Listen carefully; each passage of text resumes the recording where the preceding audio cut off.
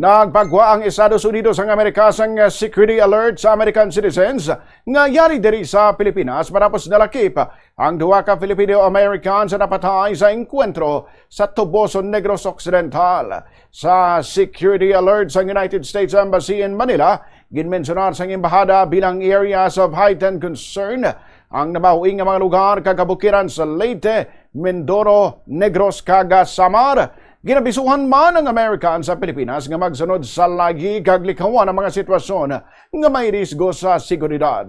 Nabaluan nga ang duha ka US citizens nga napatay sa barangay Salamangka, Toboso sa Negros ang Abril 19. Amo sanday Lyle Prijoles kag kay Sorem sa nga mga daw may engkwentro nga natabo sa runga sang Filipino Army kag ginaaligar nga mga katapo sang New People's Army.